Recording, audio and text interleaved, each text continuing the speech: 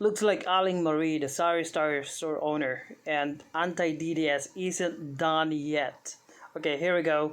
We have a video of this woman who became viral for exposing the hypocrisy and idiocy of DDS or Duterte supporters in one video a few days ago. And here we have Aling Marie's video yesterday. It was posted yesterday on this Facebook group, again bashing the DDS for their hypocrisy and stupidity.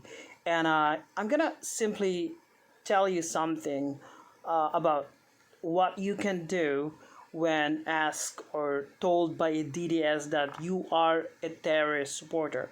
What are you afraid of? Why don't you want to support the anti-terror bill, since it's being pushed to combat terrorism in this country? Well, it's not that easy. Just because the minions of Duterte simply named this bill anti-terror bill doesn't mean that it's merely, or its sole focus is to simply target terrorism or terrorists in this country.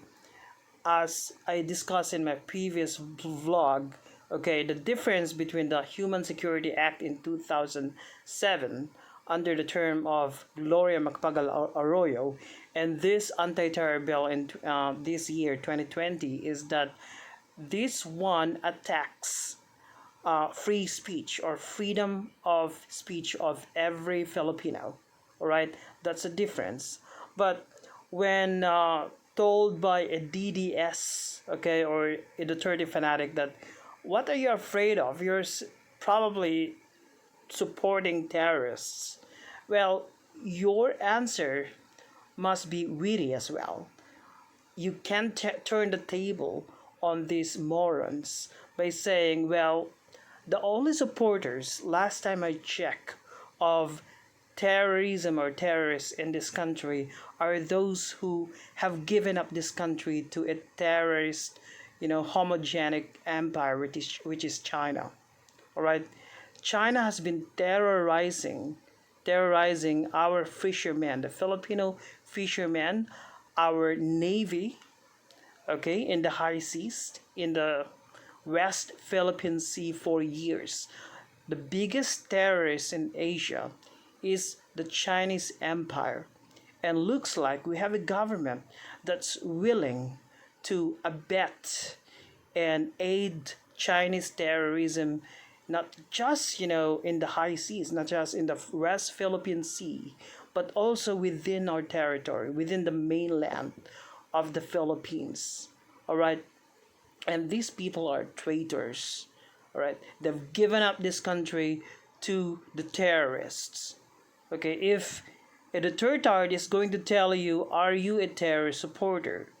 That's probably the reason why you're against the anti-terror bill, and you're gonna tell them, no, I'm for this country. I'm for the sovereignty of the Philippines, and I would like the Philippine government to focus on fighting the real terrorist, which is the Chinese invasion in our territories, in the West Philippine Sea. And China has been claiming as well that they also own the Benham rice. And that is the best definition of terrorism. They've been terrorizing our fishermen, our navy, our soldiers, and not just that, our neighbors as well, Vietnam, Malaysia, Indonesia, Brunei. They're also one in saying that, yeah, we need to fight Chinese terrorism and invasion. Mahathir Mohamad, when he came here, beware of China, beware of Chinese loans. And it's like China has been bribing this government through Chinese loans, okay? Because according to Mahathir Mohamad, China has been using loans in order to control governments all over the world. Look what they did in Zimbabwe. All right, they bribed the government, the corrupt Mugabe government in Zimbabwe, and because of that, Zimbabwe was not able to get out of the Chinese deal, and many governments in Africa and Latin America are now under the spell of these Chinese loans. Okay, because as we all know, and a lot of international analysts have observed, that China has been buying friends all over the world in order to exert their influence. So again, the best way to deal with a Duterte when asked or told you are a terrorist supporter because you don't support the terror bill is to turn the table on them. And let's watch Aring Marie unload on this DDS fanatics. Ako'y naririto sapagkat sa puso ko at isip ko, hindi tayo dapat magkaroon ng batas na terror bill. Hindi terorista ang mga nasa Pilipinas. Ang Pilipinas ay hindi terrorist country. Kung meron ng terorista, yan ang gustong magtatag ng terrorist bill. Ako po, yung mga DDS, mga diehard supporters, minumura ko, pero putang ina! Ipinagin ko rin sa kanila ang mura, kung ano yung mura na kanilang tinanggap Sabay-sabay! ay siya ang kanyang inidulo. Isang bansa! Hindi ba nila naiisip? Meron ka mo isang batang tanggulang. Ngayon ay natutulong yakmura. Ha?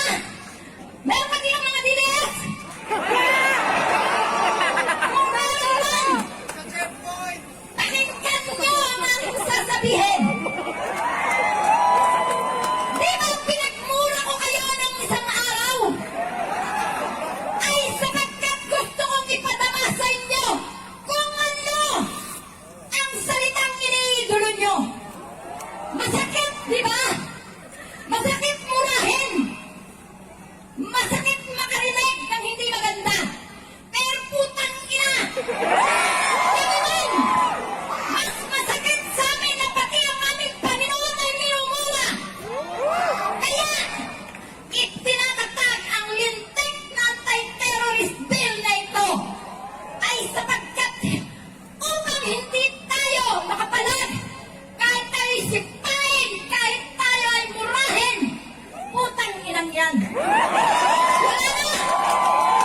Wala na tayong magagawa kapag yan ay kanilang itinatag. Pero putang ina, malaki pa rin ang magagawa natin. Malaki ang magagawa ng sambayan ng Pilipino. Ang binuhay at pinalaki ng mga ninuno sa isang may respeto sa bansa. Ha? Kailan tayo natuto magmura? Yung ipinamana sa atin, yan lang yung inilalabas ko sa dinig ko. Mahalay, masagwa, pero hindi ang pinalaki ng magulang ko na nagmumura. Natutunan ko ang magmura ngayon. Mula 2016 hanggang ngayon. Natuto ang magmura. Gusto ko marinig ng lahat ng may idolo sa putang ina. Kung masarap sa tenga, ang anak ng putang yan. Pasensya na po kayo kung ako'y nagmumura sapagkat yan ang imahe ng Pilipinas ngayon. Alam mo na, bastos! Makita ka lang na pumapalag, dilawan ka na. Putang ina, hindi mo kasi ako dilaw. Hindi ako puti. At hindi ako pula. Kalimangki ako. Kalimangki kulay ng Pilipino. Naintindihan niyo ba yun? Kaya kung may masasalubong ako, sasabihan mo kong dilawan.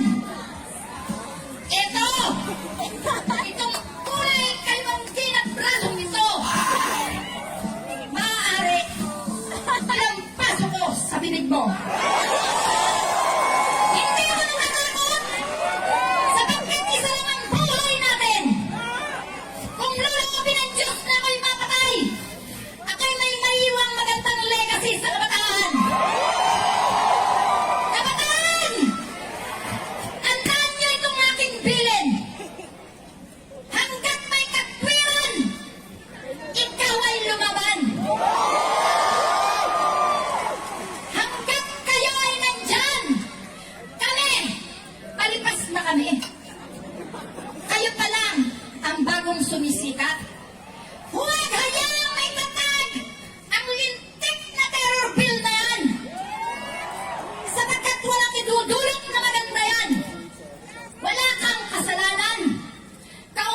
palibot mo?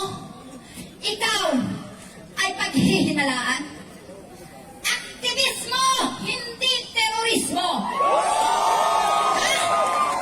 Karapatan natin ang magsalita, ang sabihin ng katotohanan. Sana sila ay matauhan. Kawawa naman ang mga sumamba. Kawawa naman ang mga umiidolo. Ang mga umiidolo sa putang ina ay tunay naman. Masarap ba? Masarap ba yung minumura ka? Masarap ba yung sinisisi ka? May panahon pa. Magbago ka. Para yan sa mga DDS na nagwawalang sa mga nagsasabi ng tama. Etong pagmumukhang ito ay nilantad ko na. Sapagkat hindi ako peke. Nagsasalita ako, hindi fake news. Yung mga fake news caster na nandyan, na wala nang ginawa kundi magpakita ng dere. Yung nagsuot ng kita ng singit. Yan ba ay karapat-dapat sa gobyerno? Putay ina! Isa ka bang matatawag na idolo sa gobyerno ng bansang Pilipinas? Putang ina! Hindi ko gusto na masubaybayan ng anak ko ang gobyernong ito. Kayong kabataan ay matatalino. Huwag kalimutan na ang itinatak sa isip natin ng ating mga ninuno ay paggalang, respeto, pagmamahal sa kapwa. Bakit ngayon, kapwa Pilipino, binababoy tayo? Ang ating bansang Pilipinas, wala ka nang makilusan na maganda. Lahat ng makita mo, lahat ng marinig mo, anak ng putang mga DDS.